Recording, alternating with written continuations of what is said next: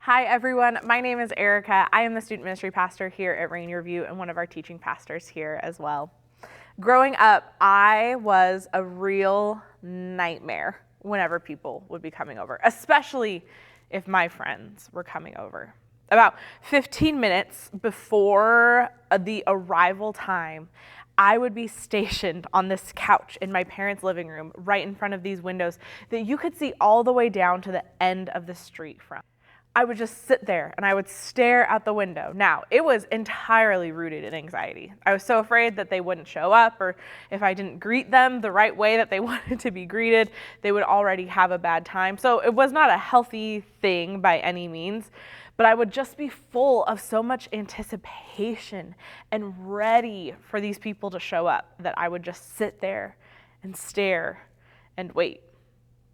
And I'm so excited to tell you that as I've gotten older, that has changed. As I've gotten older, as I've grown, I no longer sit next to the window and stare and wait for someone to arrive. In fact, I can remember the first time Josh, my husband, came over. I didn't sit in front of the windows, but I did stare at the security camera feed on my phone, waiting to see him show up. So maybe I haven't changed or grown that much. Just technology has allowed me to be more comfortable in my nervousness. And of course, once someone showed up, I continued to do everything that I could to make them feel comfortable and have a good time. There was something about the anticipation, though, at the front end that made me like a little bit more intense than maybe I needed to be. And call it whatever you want, but people know that I am happy that they are there when they are at my house. Which leads me to wonder, how do you prepare for the arrival of people in your home? Do you sit with eager anticipation for them to show up? Do you not really pay attention or care to change anything because they're there against your will, either because you really didn't want people to come over or someone else in your home invited someone over? Do you not invite people over? However it is that you respond to guests or someone else in your home, it is worth noting. Because how you feel about visitors in your home is probably in line with how you feel about new people at church. Do you expect everyone to be on their best behavior all of the time? And if someone shows up and they don't fit in the box that you want them to fit in, do you hope that they'll leave? Do you even care that someone has visited? Or do you just hope that not too much changes so you don't actually have to change anything about how you do something? Do you get excited about the fact that every Sunday, every week here online is someone's first time checking out a church? That should be exciting. And if you're new here, I promise I'm not calling you out. This is not a drop it in the chat that you're here. That's not what this moment is. It's just an important point for us to make. We are really blessed and fortunate that our church buildings are in great spots, that the people of Rainier View are kind and they are loving and they help people want to know more about Jesus. And so our church sees new people every single week. They want to grow. They want something different. I feel like our church is in this really beautiful and sweet spot. And sometimes I pinch myself because I can't believe that I get to be on staff here in this season. And what I've realized is that we can actually stay in this sweet spot. This isn't an anomaly, but it means that we have to embrace something altogether. A church not about you is the best church for you. And externally, you're being really cool and chill about hearing this. Internally, you're probably like, but why? That's not what I want. But it's a good question, it's a worthwhile question, and that's what we're going to dig into together today. In this series, everyONE, we are talking about how we can help people meet Jesus. We've talked about a system called BLESS. B, begin with prayer. L, listen. E, eat. S, share your story. And S, serve. I think those last two are reversed, but you get it. You can find booklets and resources online. And we've been talking about being in relationship with people and utilizing natural places to engage and ask questions and extend invitations. Today, though, is all about what happens when people show up in our spaces. And today we are mostly going to be talking about what happens when people show up to our physical buildings. There's a back and forth that we have to navigate when it comes to faith and inviting people to know Jesus. There is a go and tell aspect, but there is also a come and see aspect. This isn't a new concept. It's a biblical idea, but Jess Connolly, an author, a pastor, and a podcaster, she has talked about this idea of go and tell. Go tell people about Jesus, but sometimes you have to invite them to come and see what it looks like to be part of a bigger picture or to see how the work of God is playing out. Sometimes we have to go and tell because we cannot just keep quiet about the goodness of God. And sometimes we have to invite people to come and see because they need the structure and the support and they need to see something different. Both are so important, but today our emphasis is on the church. And I need you to know, I am not knocking the idea of go and tell, but I am talking about how we can make come and see an even better tool for go and tell. And so we're going to be reading two passages together this morning from 1 Corinthians. If you don't have a Bible, there's a really great resource called YouVersion that you can download, and then you can have the Bible with you at all times, and then it is always available to you. And YouVersion is great. It will read the Bible aloud to you. It will help you find devotionals and other plans to help you deep dive topics if you need to. It is a great tool, and we here at Rainier View highly recommend that you use it. Now, 1 Corinthians is a letter written by a man named Paul. And Paul had an incredible encounter with Jesus that caused him to go from killing Christians to want to build up and support Christians and churches so more people could come to know Jesus. And Paul is discipled by a man named Ananias, which means that Paul goes from a great relationship, which hopefully you are building through this everyONE series. And then he goes and helps to build other people up.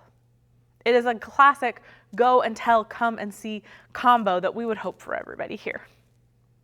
The church that he is writing to is in the city of Corinth, and Corinth is a bustling and diverse city because it acts as a hub for so many people. And Paul addresses a wide variety of issues in his letter. And both of our topics today fall into a portion of his letter where he is addressing the character that you should have as a Christian. If you are saying yes to Jesus, this is how you are to carry yourself. So like I said, there's two passages, but we're going to read them like kind of in the wrong order, but I think it'll help us to build the framework of where we need to go. So we're first going to start in 1 Corinthians chapter 10, verse 31. And this is what it reads. So whether you eat or drink, whatever you do, do it all for the glory of God. Do not cause anyone to stumble, whether Jews, Greeks, or the church of God. Even as I try to please everyone in every way. For I am not seeking my own good, but the good of many, so that they may be saved. Follow my example as I follow the example of Christ. Everything that we do should give God glory. Which means that we are not doing anything for our own glory, which means that RVCC will never be about your glory or my glory. I would have to use way less brain power, though, if it was about just like what I wanted, my whims. Do you know how many confetti drops we would have all of the time? But then everyone would be cleaning up confetti and we would never do any like good important work. But like you get where I'm going with this. Instead, we have to consider what are the things that actually bring God glory. And we have to find time and time again that what God wants is to be in relationship with us. And so we have to continue to become more like him. And we have to continue to help other people step into that. So those are the things that get prioritized. Those are the things that we elevate here. And before we move on, though, I want us to go back to like a portion that probably for some of you felt like a throwaway line, but for many of you, it's not. Verse 33 says, even as I try to please everyone in every way. As I have followed Jesus, this verse has tripped me up time and time again. Wait, you want me to please everyone, but you also want me to stand for truth? Wait, you tell me that I am like made in the image of God and I am loved and I am unique and I am cared for, but also I'm supposed to make everybody like me? Like, that's how I've read this verse. And as a person who has struggled with people pleasing, as probably many of us have, this has been a really hard verse for me to navigate in my faith. And so it truly was in my prep for this sermon that I came across this footnote in my Bible. And it said, like, in regards to chapter 10, verse 33, it said, please everyone, not in place of pleasing God, but in place of seeking one's own advantage, that they might be saved. Our pleasing doesn't mean erase who you are. Our pleasing does not mean become a different person. It means that we should make sure that the people around us have every advantage possible to hear the gospel. And if you are living in such a way that you are living for the glory of God, that means the things that stand in the way of other people hearing about God will fade away, but it doesn't mean that you will fade away. It doesn't mean that you have to be someone other than who you are. Obviously, yes, there's change, there's growth, there's things that develop in us. But the things that stand in the way, those things will fade away. So for example, maybe you show up somewhere and you let everyone else just do all of the talking, and you never share about how God is doing great work in your life. Well, maybe God will give you some boldness to be able to share those things. Some bravery. You're still you. You don't have to dominate every conversation, but you feel a little braver to share and to talk. Maybe you dominate every conversation that you're in. If I'm going to lean one way, I'm going to dominate conversations more than I'm just going to sit there. And so maybe God gives you a little bit of peace and comfort for you to just let other people talk, and you strategically choose the right time to share. It means that there are things at RVCC that you love, and it means that there are things that you wish would change. My challenge to you would be to look at what you love and what you love less. Ask, how does this give an advantage for someone else to hear the gospel for the first time? And then move from there. And if you have no idea what the answer is, ask someone. Ask someone why we do things the way that we do them, because we have really thought about basically everything. And we probably have a reason for the decision that we've made. Okay, so we know that now our goal is to give everyone the best advantage possible to hear the gospel. Now we can go backwards a little ways to continue to read what Paul had to say. And so this is 1 Corinthians chapter 9, verses 19 through 23. It says this: though I am free and belong to no one, I have made myself a slave to everyone to win as many as possible. To the Jews, I became like a Jew to win the Jews. To those under the law, I became like one under the law, though I myself am not under the law, so as to win those under the law. To those not having the law, I became like one having the law, though I am not free from God's law, but am under Christ's law, so as to win those not having the law. To the weak, I became weak, to win weak. I have become all things to all people, so that by all possible means I might save some. I do all this for the sake of the gospel, that I may share in its blessing. One of the things that we're really passionate about here is giving up our preferences. But we give up our preferences so that people will have the best odds possible to know Jesus. It doesn't mean that we turn off who we are. It just means that we don't get so deeply entrenched in our ways and our patterns that we cannot flex for someone else to hear the gospel.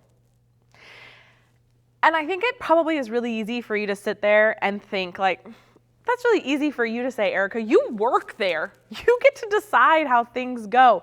But I have a very real example for you that I didn't want to put in here because it meant that I had to fully acknowledge that someone else was right. Coming out of the pandemic days, the very last thing that we brought back at our Graham campus was a middle school service on Sunday morning. And quite frankly, for me, it was so much easier to only think about midweek programming and not have to think about Sunday morning programming. And I loved being able to service host or preach more or connect with people in the lobby on Sundays. It was just it was a little boost to my ego, and it was way easier on my brain. And one day, Jeff, the campus pastor at our Graham campus, came to me and said, I think that we need to bring back middle school on Sunday morning. And I was like, I do not want to do this. I was not super sold on the idea, but I was willing to participate in the science experiment. Because if I'm going to be wrong, I need there to be evidence. If I'm going to be right, I need there to be evidence. And bringing back our middle school service on Sunday mornings has been wildly effective. We aren't bursting at the seams with middle schoolers by any stretch, but parents come to Rainier View because they said, oh my gosh, we saw you have a thing for middle school students on Sunday morning, and we are so glad to be here. This spring, I got to baptize 5 middle school students, some of which are at Rainier View because we offer a middle school service on Sunday morning. I had to flex my preferences and do something different, and it is working. And I had to say, Jeff, you were right. This isn't because I'm super cool or super hardworking. It's because I'm on a church staff that will do anything to give the advantage to those who don't know Jesus. That's the thing. Being uncomfortable or asking you all to be uncomfortable isn't some weird power trip from the church staff or we're trying to promote unnecessary suffering. We have a clear objective that we are chasing down. 1 Corinthians chapter 9, verses 24 through 27 say this, do you not know that in a race all runners run, but only one gets the prize? Run in such a way as to get the prize. Everyone who competes in the games goes into strict training. They do it to get a crown that will not last, but we do it to get a crown that will last forever. Therefore, I do not run like someone running aimlessly. I do not fight like a boxer beating the air. No, I strike a blow to my body and make it my slave so that after I have preached to others, I myself will not be disqualified for the prize. Helping people get to know Jesus isn't someone else's game. It isn't a young person's game. It isn't a less young person's game. It isn't a fit person's game or a rich person's game or a funny person's game. It is for all people who care about the glory of God and the good of others. It requires discipline in our world of instant gratification and individuality to say, I am going to care more about someone else, especially at church. We have to let this idea take root in our hearts and our brains that church is not about me. It's not about me feeling good all of the time. It is not about me being filled up all of the time. It is not about me being taken care of every single Sunday. I think what we find more frequently in the Bible is that the church is the people of God coming together as a community and worshiping and learning together and then moving forward in their life in such a way that it brings God glory, in such a way that the people around them notice, in such a way that probably made things uncomfortable from time to time, but it mattered greatly. It means that a church not about you is the best church for you. A church not about you stretches you and challenges you, and it invites you to live in such a way that other people look at you and think that you're probably kind of weird. It's kind of weird that you champion your time in certain ways. It might be kind of weird that you choose to spend 2 services at church on a Sunday morning. one service to attend and another service to serve somewhere, to give every advantage possible. They might think it's kind of weird that you set aside time during your week to volunteer with teenagers, or to wake up on a Saturday morning and be helpful somewhere. There are things that happen here every week, and the more people that we have serving, the more that people have a chance to be transformed by what Jesus did on the cross. Every Sunday morning, those of us who are on the platform or are running kids ministry or student ministry, we all meet together in the back of the room. And we talk about the morning, and then we pray together. And it used to be that we just kind of prayed, and then everyone looked at each other and they're like, good luck. Like, it just felt so uncomfortable at the end of that prayer.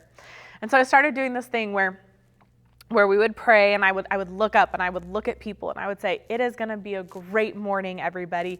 And then Katie, who is our worship pastor out at Graham, she would go, let's go. And then I go, let's go. And we go, woo. And then we break. And there were two reasons for this. One, I couldn't just keep handling like the awkwardness of that moment. And that is on me, and I should be more comfortable with awkward moments. But here's the other thing. When you are serving, you are giving people the advantage to have their life changed by God. That's a big deal. I don't know that we fully acknowledge that every time. I don't know that we take that as seriously as we could every single time. And so I needed us to be fired up about the privilege it is to serve in the kingdom of God. It means that every Sunday when I show up at church, or every Wednesday night or Thursday night when I'm with students, I have an expectant spirit. And that is our challenge to you. If you have been serving here at Rainier View, maybe you need to remember an expectant spirit. Maybe that is something that will change or transform how you serve. Maybe it will help you to have open eyes. But to begin to pray, God, give me an expectant spirit for what you are going to do here today. And then wait for it. Do something in line with that spirit. Watch for what God will do. But if you aren't serving somewhere, or you are ready to step up your serving game, start serving. Start serving here at Rainier View with an expectant spirit. And if you don't have an expectant spirit, this is like you don't have to have both. It might be that you just start serving because you're like, this woman, she just kept telling me I need to serve somewhere. So serve somewhere and then develop an expectant spirit. But we get to be part of changing people's lives. We get to join what God is doing. We get to build a church that is not about us, and that is the best church for us.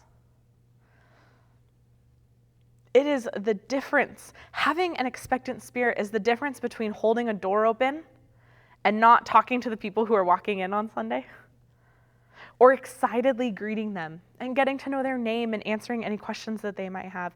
It is the difference between apathy and warmth and joy. It is the difference between church is for me and I'm part of a church that is for others. It is the difference between being pumped up or just showing up out of obligation. What I know is when you serve here at Rainier View, you get to make a difference. And that should be an exciting thing to do in the midst of the trudgery of everything else. I am so glad that you joined us here today. Go serve.